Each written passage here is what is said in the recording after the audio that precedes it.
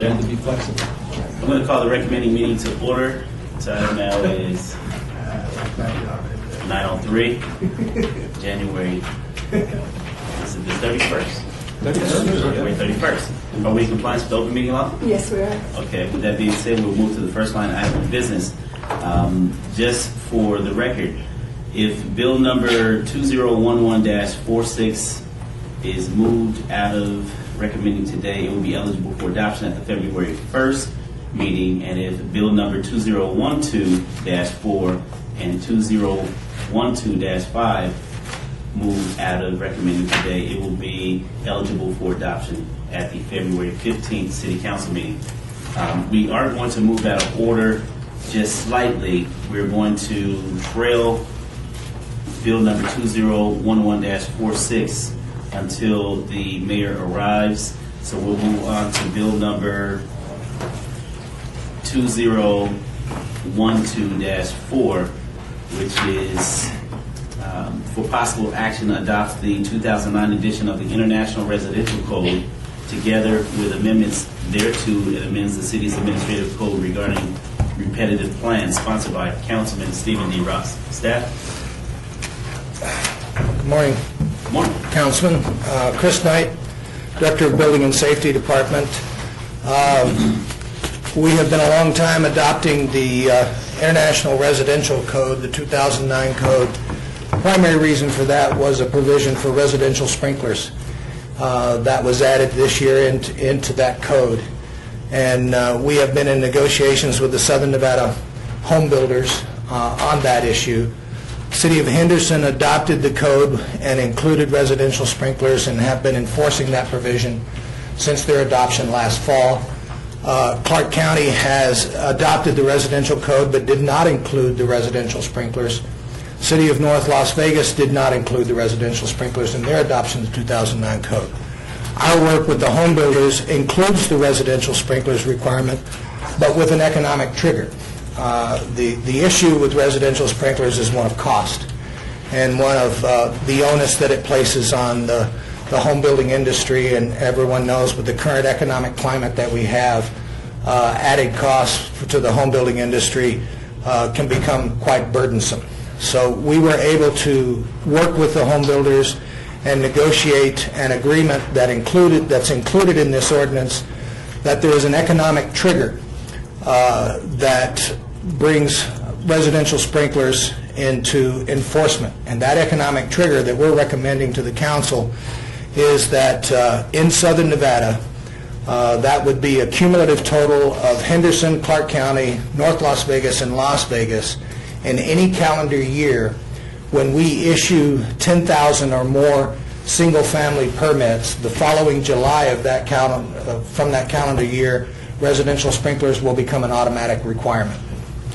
Just for clarification, is it a combined total of all Yes, sir. 4 jurisdictions? It's a combined total of all 4 jurisdictions. 500 from each possible municipality. Possible from each municipality. Currently, we're issuing about 5,000 single-family building permits valley-wide.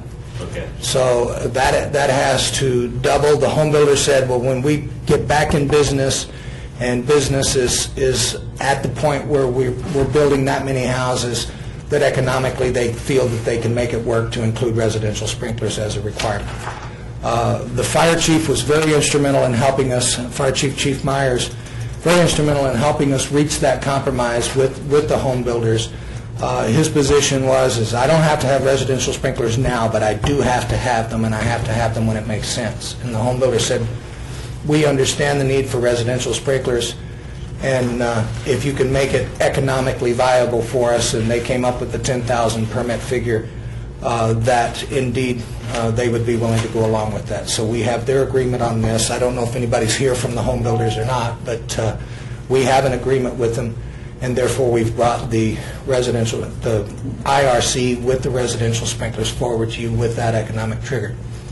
The other aspect of our negotiations with the home builders that I would like to put on the record is that there is a letter of understanding also that says by the year 2015, if we do not reach the 10,000 permit level, that we will reopen discussions to require residential sprinklers anyway. What year? 2015.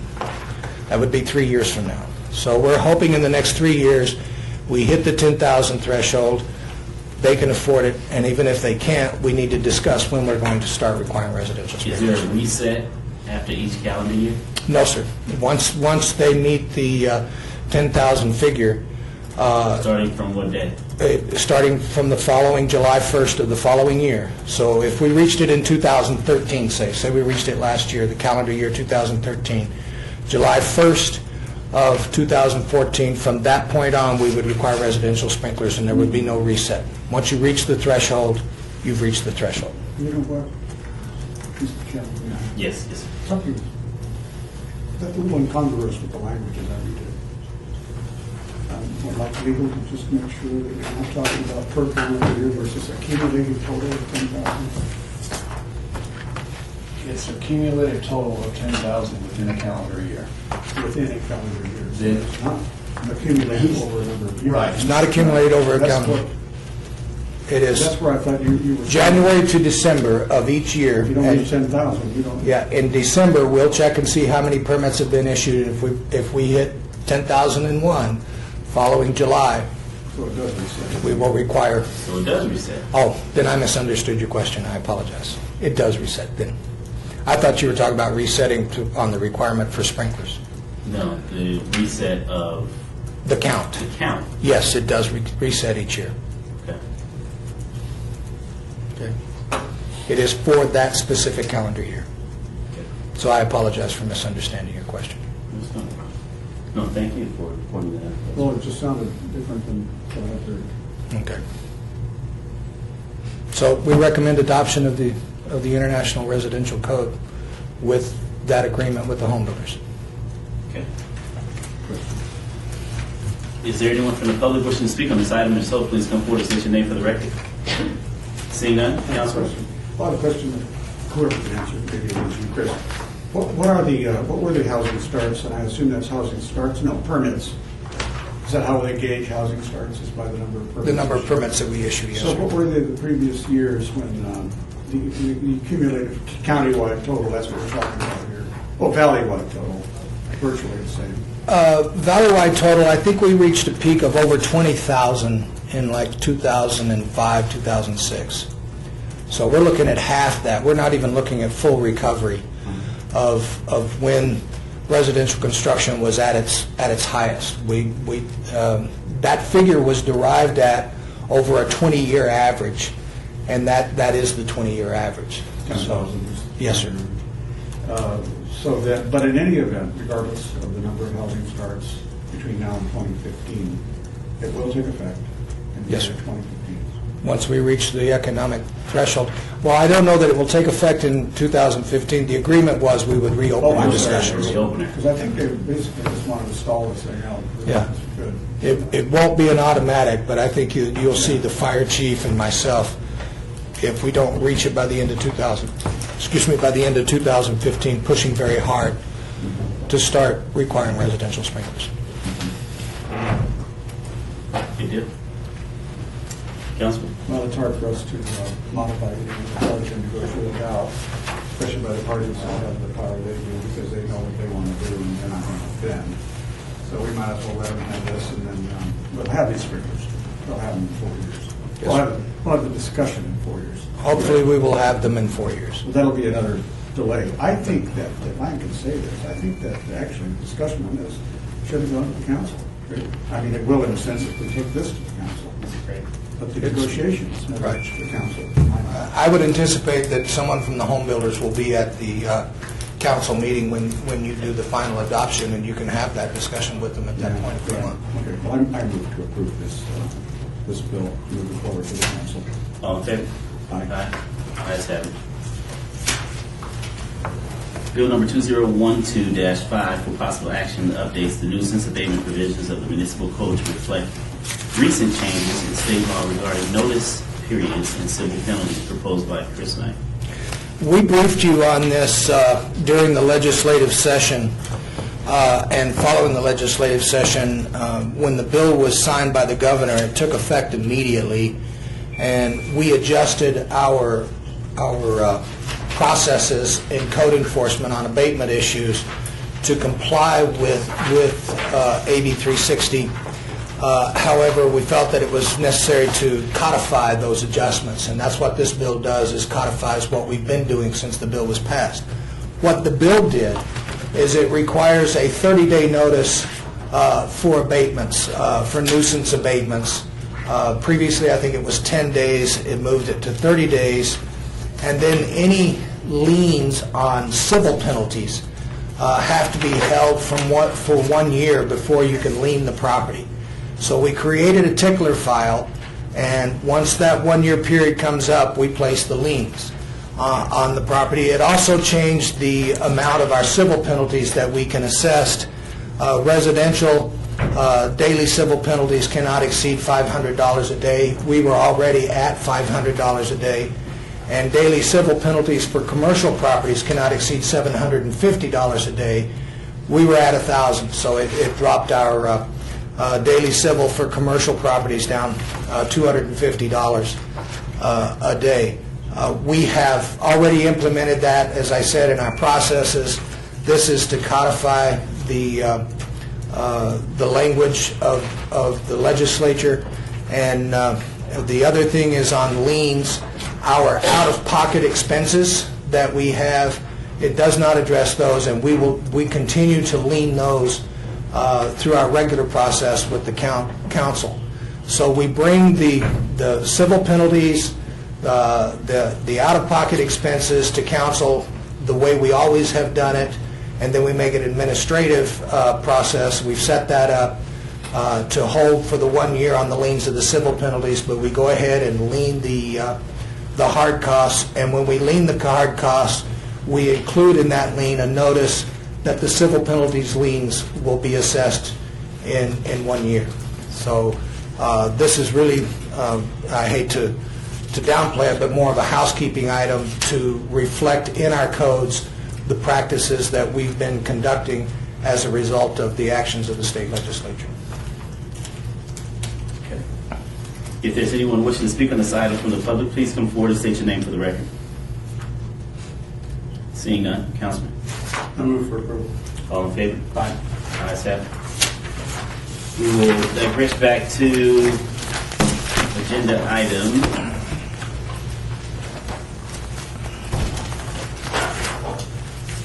bill number 2011-46. Amazing. Perfect. Couldn't have planned that better. Which is for possible action to remove the licensing and zoning provisions that prohibit Class 3 jewelry stores, pawn shops, and auto pawn business and secondhand dealers from locating on Las Vegas Boulevard between Charleston and Sahara Avenue. Sponsored by the Honorable Mayor Carolyn G. Goodman. Good morning, Mayor. Good morning. Pardon me, I was on the radio with the former mayor, so we had a great time. And thank you for holding up. So, here we are again. Councilwoman Tarkanian was seated there last time. Very nicely. Let me pass these, if I may. Are they the same? Yes. If down to, we have plenty. Where else do we want? You have the leadership. I have larger ones if you Okay. Would you like a copy? And me, if you don't mind sharing. Okay. What we have in front of us, I'm going to ask Mr. Fagg to please describe what we have on the top map and what they are. Certainly. Fun fact with the Department of Planning, we have, as the mayor has indicated, several maps for you which give you additional background information relative to pawn shops in the city of Las Vegas. Map number 1 identifies the existing pawn shop locations. There are currently 24 pawn shops located within the city of Las Vegas, and those are indicated by the green stars shown on the map. And so you can see the dispersal of pawn shops as they currently exist. There is one particular element of Title VI, the Business Licensing Code, which restricts the number of pawn shops that can be located in the city of Las Vegas. Essentially, the language in Title VI is that we cannot issue any additional pawn shop license unless we hit an additional 50,000 folks in population. For example, once we hit 600,000 people in population, we could issue an additional pawn shop license. Once we hit 650,000 in population, we could issue an additional pawn shop license. So it's in increments of 50,000 increase in population that allows us to issue additional licenses. So currently, we have 24 licenses. And those are indicated just as you're taking record of this by stars on this map, where you could see them spread pretty much over the city. Moving on to map number 2, looking particularly at the downtown area and the business corridor along Las Vegas Boulevard, there are additional restrictions in terms of pawn shops relative to how they are located. Currently in the code, there is a restriction of a 200-foot separation distance from any residentially zoned properties. And then there's also a 1,000-foot separation distance required from a pawn shop to any other existing pawn shop. The areas shown on red just illustrate the residential protection areas, if you will. And so pawn shops would not be permitted to locate in those areas unless they were able to obtain a waiver from the 200-foot separation distance requirement. And so again, the areas shown in red are essentially the areas that are protected by the separation distance requirement. And then moving on to map number 3. And this map number 2, then, all of these areas are protected, but as you see the Las Vegas Boulevard, they are already protected by a 200-foot buffer. They are already, the entire strip from Sahara going north is protected. Okay. And then again, working with that idea of the separation distance requirements from residential areas and from other pawn shops, I'll draw your attention to map number 3. The areas shown in pink are essentially the waiver areas, or the separation distance areas, if you will. The parcels shown in gray on the map are those that are zoned to allow pawn shops. And then the parcels shown in green are the remaining parcels which would actually qualify to have a pawn shop without any waiver. And so there's essentially 6 parcels on Las Vegas Boulevard south of Charleston and north of Sahara where a pawn shop would be permitted to locate without any waiver from either the residential separation distance or another pawn shop. So in essence, if I may interject for clarification, the green represents properties in which meet the 200-foot distance separation. That they are more than 200 feet from residential and 1,000 feet from another pawn shop. And they already exist as permissible spots. But going straight down, unless I'm incorrect here, starting at Sahara, they all have the 200-foot buffer already. They are protected. So what I'm on this ordinance coming forward with, which I will explain after Mr. Fagus completed the description, those are already, the green on the map are already okay for pawn shops to be. And that is south of Charleston. So, I have a question. Can I ask? and please direct them to Mr. Fagus. He really is. This is Yes, yes, sir. Thank you. I understand, Flynn, that I was thinking, well, there's an inconsistency between the two maps, because Stratosphere, I thought, was showing a location, so it's simply showing an eligible location if you were to take the 200 feet radius in mind. Is that? That's on map 2? Yeah, map 2 was, we're showing the Stratosphere. No, we're only showing, just to help locate you, we're only showing the major casinos along Las Vegas Oh, I Boulevard. thought that was. No, pawn shops. no, it does not mean that they are eligible for Oh, pawn okay. shops. Then on the other one, map 1, I guess, although that was the third map that was there. No, map 1. It shows 2 green stars down there off the boulevard. These would be on Paradise, I guess. I know the one, John's Loan, see just north of Sahara on Paradise, just north, map 1, existing. I see that one there. So that's John Loan and the Super Pond, right? Yes, that's correct. Where were you looking? Just double check and make sure. It's John's Loan and Super Pond. Okay, got you. Okay. All right, I'm with you. And two, there's city bubbles that interface into the county, which is north, that you can see north of Sahara here. Okay, thanks. Thanks, Tom. Thank you very much. So, to give you a little history on this, This came to my attention because we were having the discussion about the remodel and opening of what's now going to be the downtown Grand, which was Lady Luck. And so calling on our attorney here, I said I always want to know the history, the law on the books, because Mr. and Mrs. Bach, who own property and a pawn shop on 3rd Street, under the new Grand Hotel, were looking to move to a building they own on St. Louis and Paradise at the curve there. And knowing and having had calls from residents to the east, I knew that was not a popular matter. It was brought in front of the council. Mr. Bach came to speak about wanting to move into his building. And there was a lot of objection to it, which I could understand where I'm a resident in that area. But wanting to be informed, I called up our attorney's office and said, give me some history on this ordinance. And he said, well, the ordinance has been on the book 21 years. From everything I've researched, Which ordinance is? the ordinance that prohibits pawn shops on Las Vegas Boulevard, which is, I was looking for Mr. Bach for an alternative, not realizing that at that time that he owned the property at St. Louis and Paradise.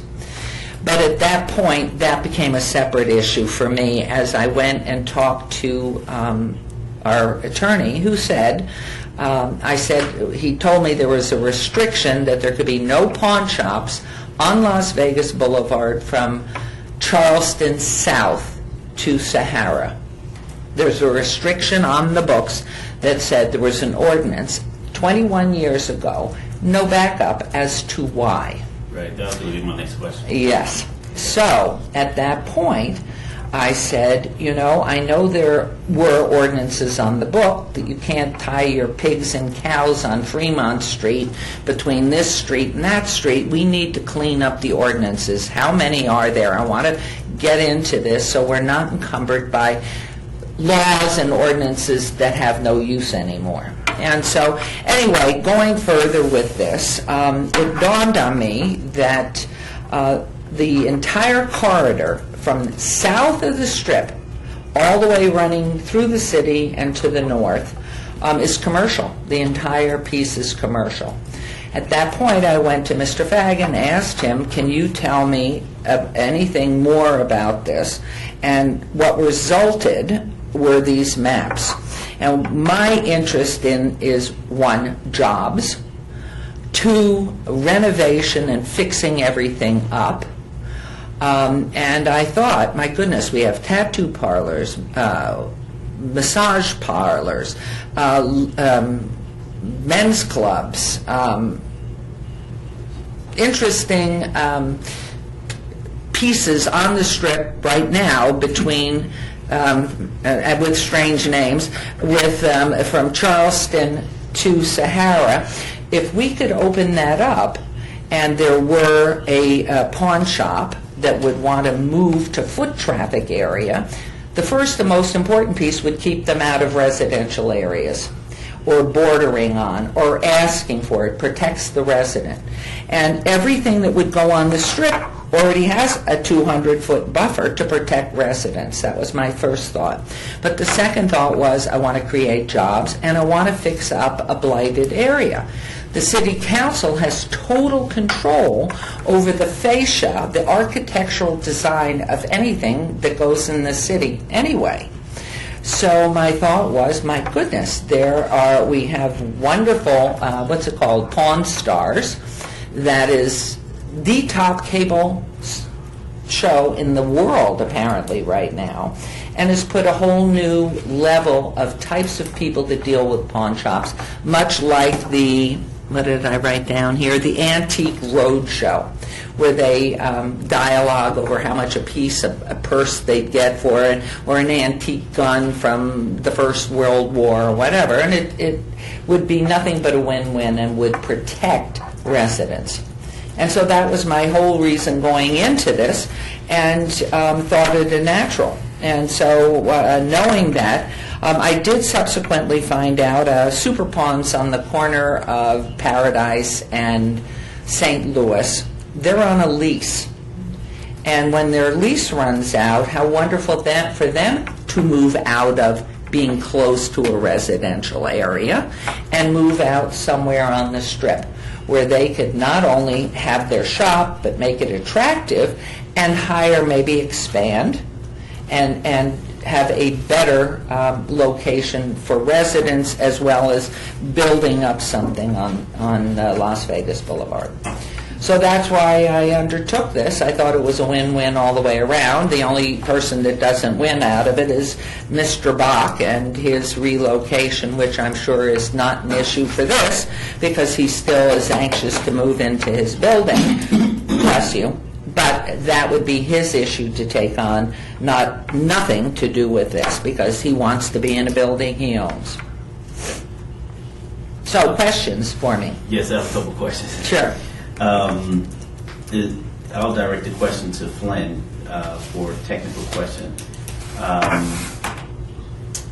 Flynn, you started off in the beginning with your conversation as it relates to the expansion of pond licenses, and I know that last year, or at least a year and a half ago, I had proposed the adjustment of, well, I shouldn't say I proposed. I drafted through council a proposal to allot for pond licenses to come forward without having the 10,000 population trigger, whatever that 50,000 50,000 population. 50,000 population trigger. Does that in any way affect what we have here before us? They're really separate and distinct. I mean, both of them contribute to where you can have pawn shops or how many pawn shops you have.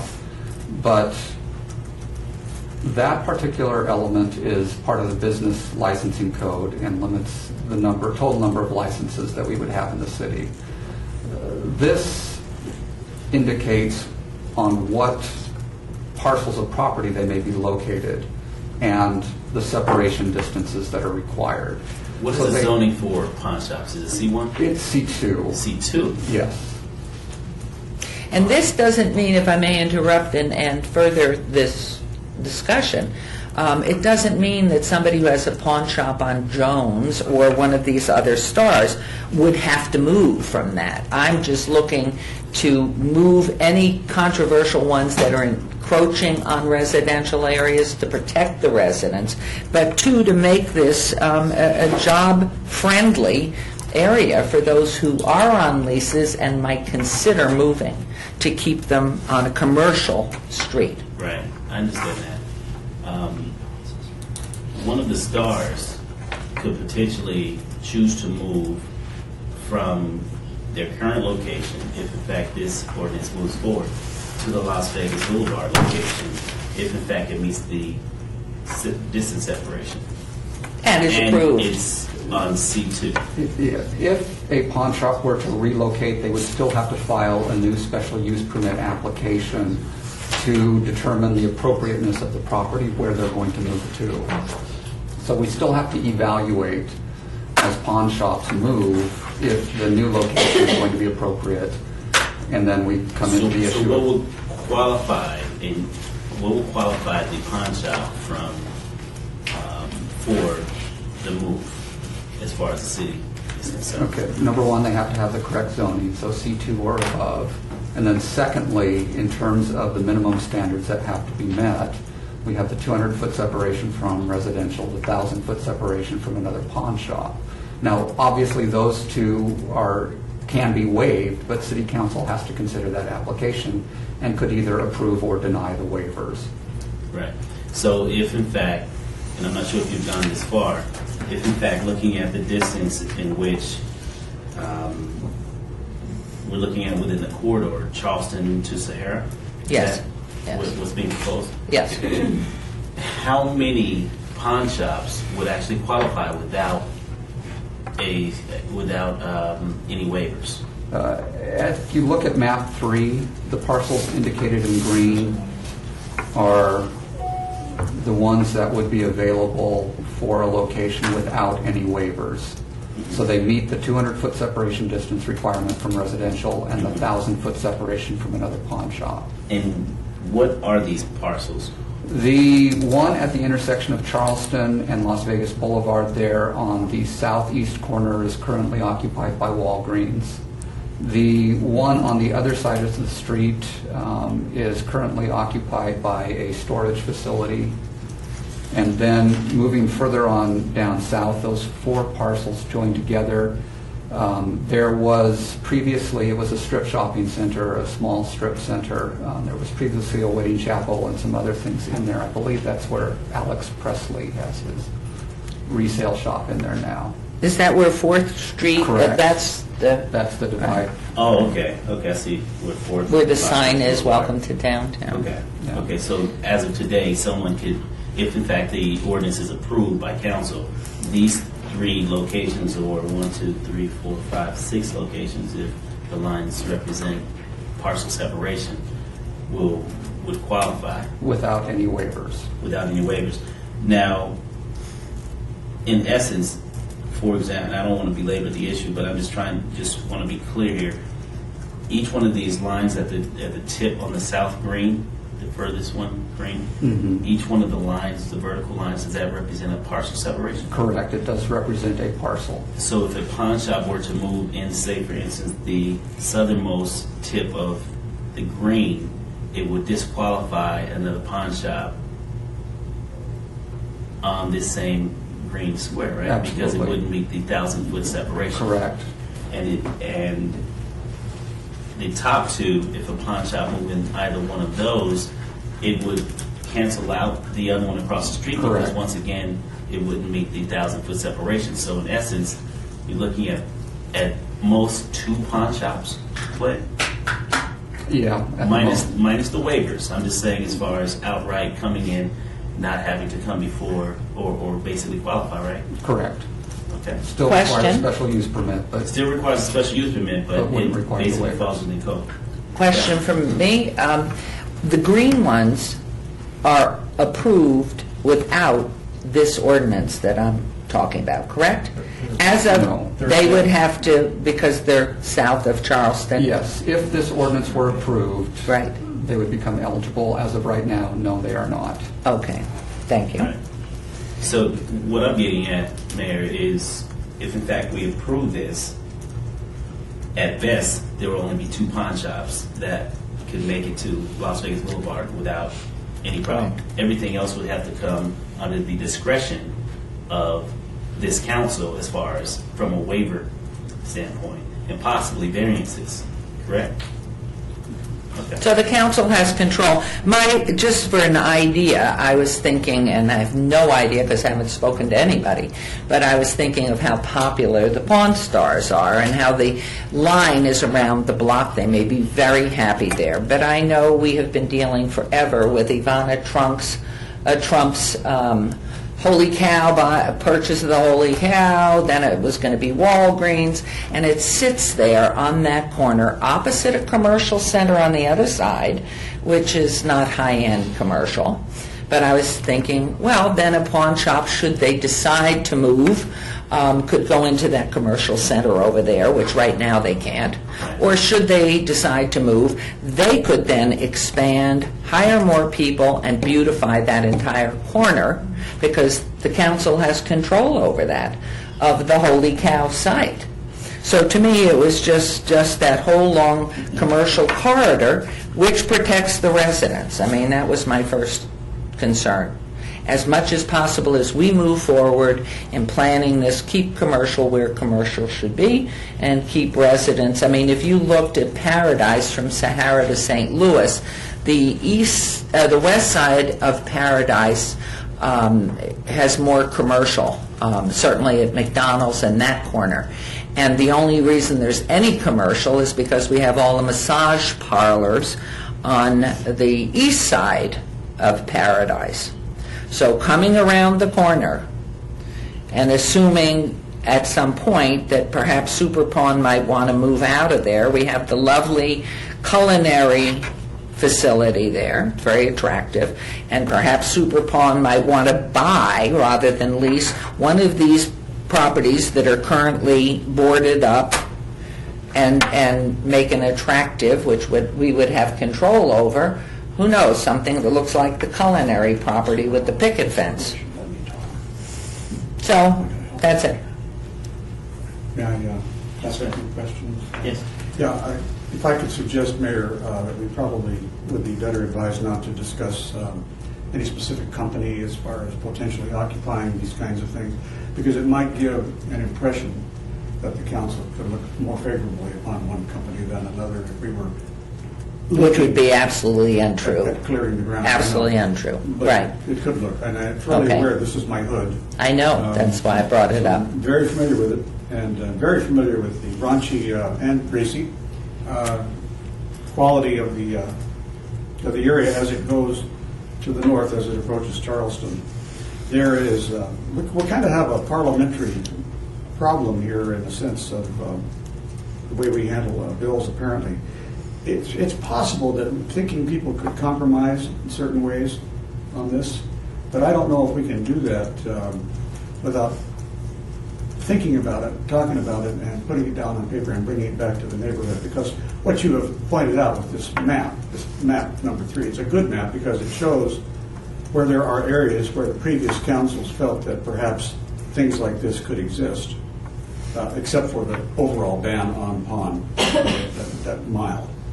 Now, the Walgreens location, that's a permanent location. I doubt that any pond organization would be able to afford buying that one. That's a heck of a big expenditure.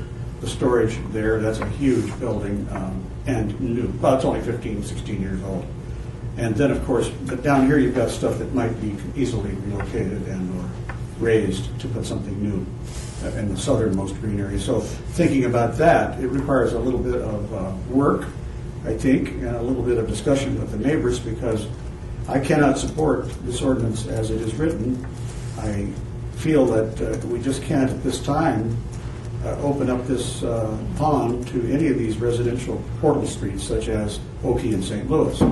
But given that condition, we probably ought to think about possibilities of what can we do. You know, if thinking people, reasonable people get together and agree there are certain things we have to do, we could consider perhaps some of these other areas, because it's not so good now. Fortunately, I live just 162 feet away from the commercial, my own residence.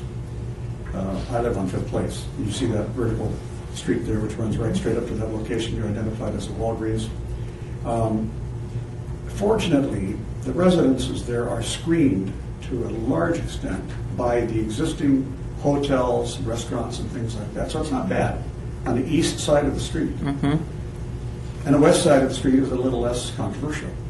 And this is just my opinion, and I can't expect my neighbors to totally agree, because some neighbors don't want any pond. I Right. think that's unreasonable at times. They don't want any pond anywhere, and we can't have that.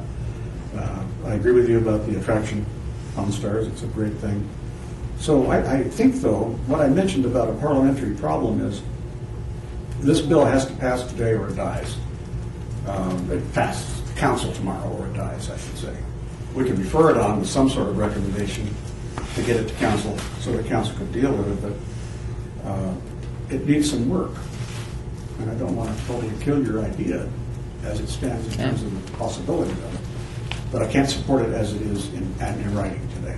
Okay, I mean, probably it would help if there are particular areas with that, because I'm going to look at all the ordinances over the next few years, I hope.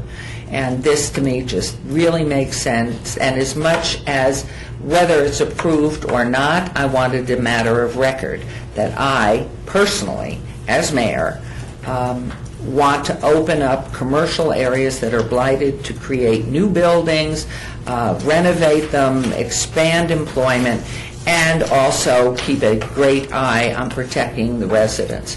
And so as a matter of record, I have made that here, and we'll speak to it again in front of the public at the council. And if it should die and the council votes against it, I'm still very happy that it's a matter of record and that the public will be aware of the effort I have made on this.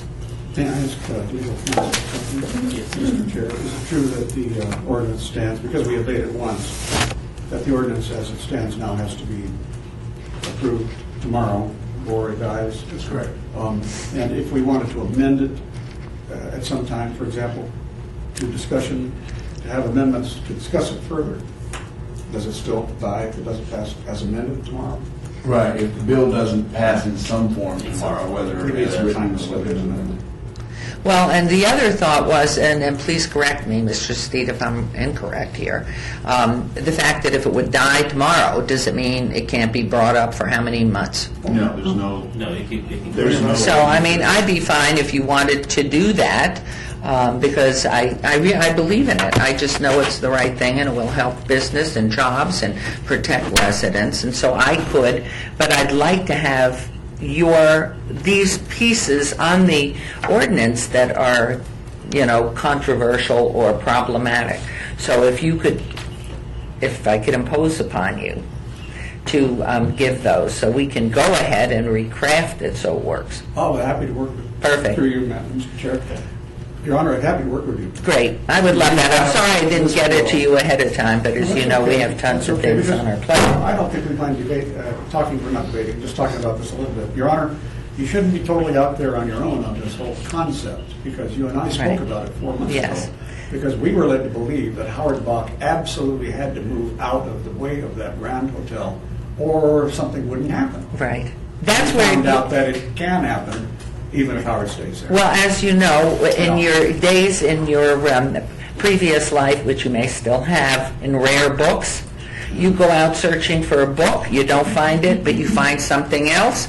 Well, what happened with the Howard Bach situation, which died, and he's not moving, I found this ordinance, because I like to be prepared. I'd like all the information, and finding out from legal staff that it was a 21-year-old ordinance that had no reason behind Well, it. once we found out, Your Honor, that we didn't need it, in other words, we didn't need to allow Howard, we didn't Right. need actually. He's not even part of this We didn't anymore. even really need Correct. this ordinance to help it happen. Right. Because I'm sure people in the economic free markets are going to find land, somewhere. Right, right. So I think we can just let it go. I mean, you can go ahead. I'm going to move. Well, before we do that, let me open it up to the public. Of course, I'm sorry. And if there's anyone here from the public wishing to speak on this item, I would ask that you please come forward and state your name for the record. We'll be glad to hear from you. Will Strauss. Yes, it's fine.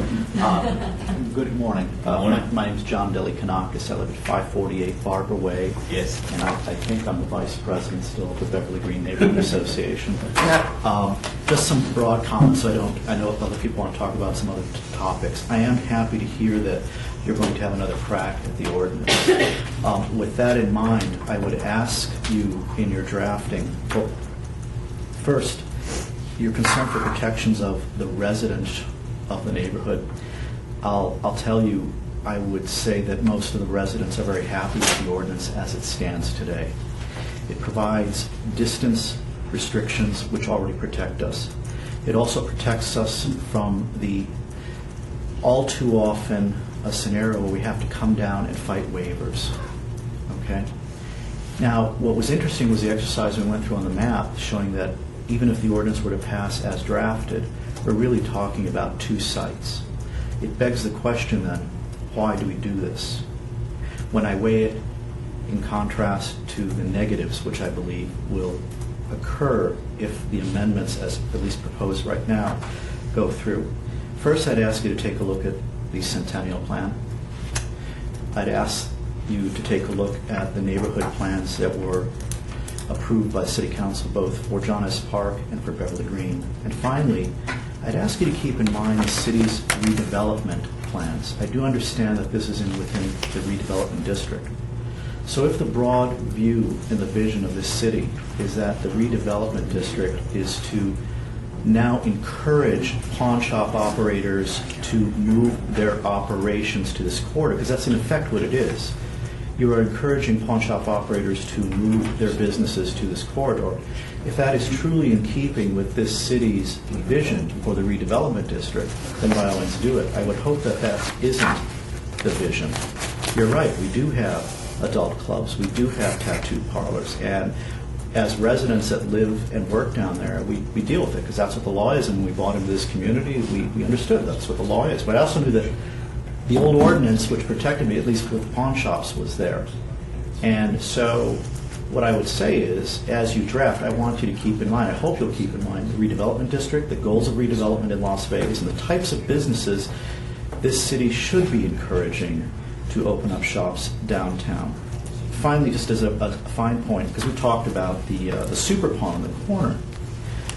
Or any. I'll say super pawn. You don't want to Okay. say super pawn. I'll say super pawn. Only But the because we fact were in. is, even if that were to come before you, surely you realize that Howard Bach's other pawn shop is well within the 1,000-foot parameter in Mr. Truesdale's mall where the McDonald's is.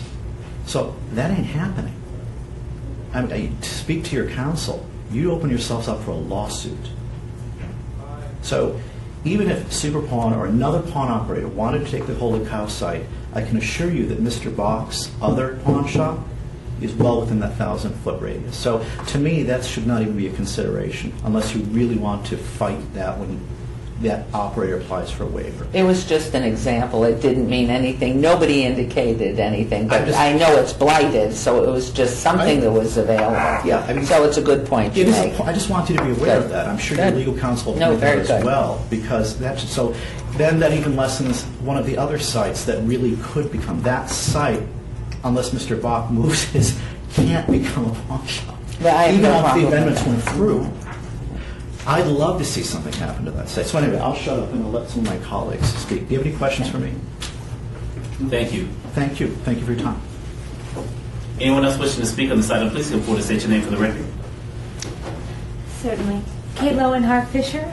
I'm an attorney from the law firm of Brownstein Hyatt Farber Schreck. I'm not going to duplicate what my very eloquent colleague just said, but I just, for the record, wanted to say that we were here. I'm here on behalf of St. Louis Square. We certainly appreciate the compliments. We're very proud of that area. And as I'm sure all of you know, we're opening a health clinic. And so we're sort of very concerned with the environment there, with creating, with encouraging businesses that are going to be harmonious with, I think, those types of really, highest and best uses that we're bringing to that St. Louis Square area. And that it's important enough to be here. It's important enough to us that we're here. And on behalf of St. Louis Square, we are very, very much in agreement with the folks that are sitting right here. Thanks. Thank you so much. As representative of the culinary. The area, who owns the St. Louis Square? St. Louis Square is actually owned by Nevada Corporation St. Louis Square, Inc., which the owners of which are trustees of the pension fund. Okay. Thank you.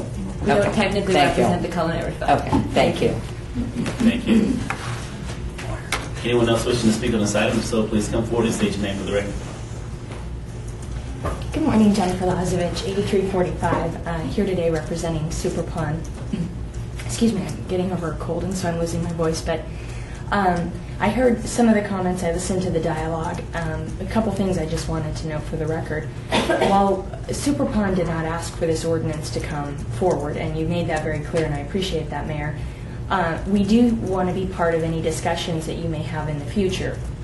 Super Pawn has always monitored all ordinances that come before the council relating to the pawn industry because we do believe that we're one of the good operators. We do believe we can fit in areas that maybe sometimes people think that their first impression is that we wouldn't fit in.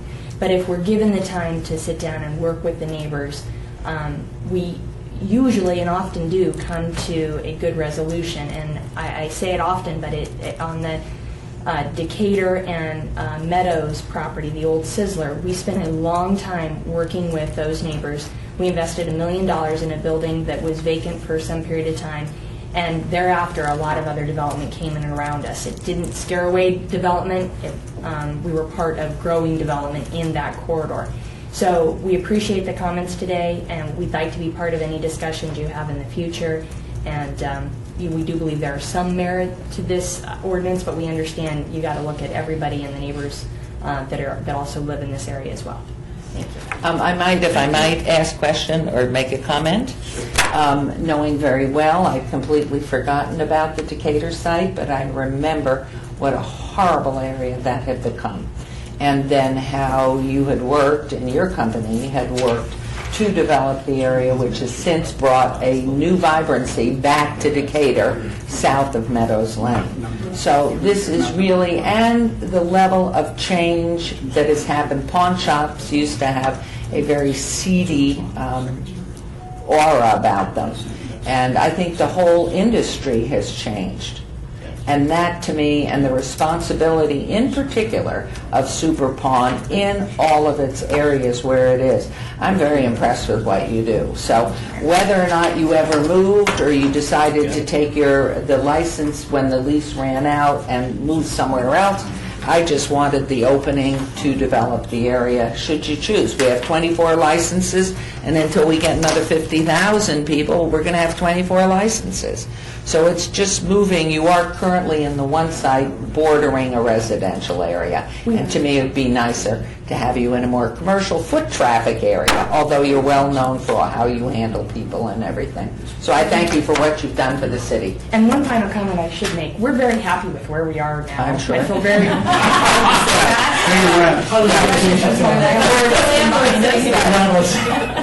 We don't want to move, but we're on a lease, and really it's, Fine. depending upon what the landlord wants to do. But we like where we are. So. No, and that's wonderful, and I would never disturb that, nor did I ask you, do you want to move? This was just something that arose out of the Bach issue, which was very simple. Thank you. Thank you. Thanks. Thank you. Is there anyone else wishing Thank to you speak for on this coming. item? If so, please come forward and state your name for the record. I'm Heidi Swank. I'm at 546 Barber Way, and I'm the president of the Beverly Green Neighborhood Association. I just wanted to add something to what John said. I think I would invite you to kind of drive that length of Las Vegas Boulevard. It's very different between Charleston and Sahara than you see kind of north of Charleston and south of Sahara. It's much narrower, it's more neighborhoody, and I think if there are any changes to this ordinance, that's something that has to be thought through very carefully in order to maintain the integrity of that area, because it does abut right up, against all of these neighborhoods. So I would just say that we need to be very careful if there's ever a rethinking of what's going on that part of the strip, because it's very different than the other areas. I have a question for you. This is your neighborhood? Mm-hmm. Okay. What, from a residential standpoint, what would you like to see? What are some recommendations that you can propose to the council that would help to beautify and help to bring the much needed added attraction or what have you to your neighborhood? What are some suggestions would you offer? Now, this is just speaking on behalf of myself, not the Beverly Green Neighborhood Association. Yes, just from a resident standpoint. You are a resident, so I'm just curious to know, what would you like to see? I mean, it would be, there's a couple of restaurants along there. There's Rincon Criollo that people go to a lot. So having more restaurants to choose from. There's a couple of Cuban restaurants along there that people go to and really enjoy. I'd say a diversification of restaurants. I personally think that talking to some chain stores such as The Gap or these types of things, that it might be hard to have an independent shop start up, but if we could talk to some more kind of commercial clothing stores, there's definitely a lot of residents who would love to have those types of businesses right along there, because that could be something that would pull from people on the strip as well as from the neighborhood. Maybe a small grocery store would be nice, because I know when I travel, I often want to find a grocery store too, right? I don't want to eat in a restaurant all the time. I just want an apple or something, right? So to have a small grocery store would be something that would be beneficial to both tourists and residents. So I would say in that direction. So more of the small boutique type shops? Or even if you had chain stops. If we could get a Gap in there, to me that would be fabulous to get a Gap store in there. Because if you had, I'm not a business person, so I don't know exactly how these would work, but if you had something that could, in the beginning, if you were part of a chain, it seems that other stores could support the starting up of a store in that neighborhood until it kind of built up business, which would be easier than independent stores. Yeah, I'm just always curious to hear from residents, specifically that live in the neighborhoods, as far as what they would like to see, because Far too often, the government decides what should be in your neighborhood, and I believe in having that dialogue as far as asking residents what would you like to see, and then we as government basically assist in bringing those type of elements in there, because those are the things that you would like, and so those are the things, of course, you would support if in fact they were there. And we would be more than happy to work together on bringing in new other businesses. I mean, our neighborhood association is very active, and there's a lot of people who have a lot of great ideas, and we really love to collaborate with the city on what could go in there. Okay, I appreciate it. Thank you. One thing the neighborhood could agree on without question is more groceries. And I was cheered when a grocery chain decided to open up in your ward just recently. You had that announcement last I would month. answer to that too. Really, really critical for groceries. And I know I've written to what's the name of Trader Joe's several times trying to get them to come down over the last 7 or 8 years. And well, I think I've talked to economic development too about it. To try to see if we can get some groceries in there. I have met with the representatives of Albertsons, Ralph's, even during my campaign time, and they say the problem has been, but there is something on the books, there's an interest down East Fremont of an Albertsons, but the size of the box is very important. And they can't, and they also then have to look at where the traffic's coming. And I think when Zappos moves in and you get another 1,800 people located in the downtown area, that may warrant it. That's what they look at. They look at the bottom line dollar.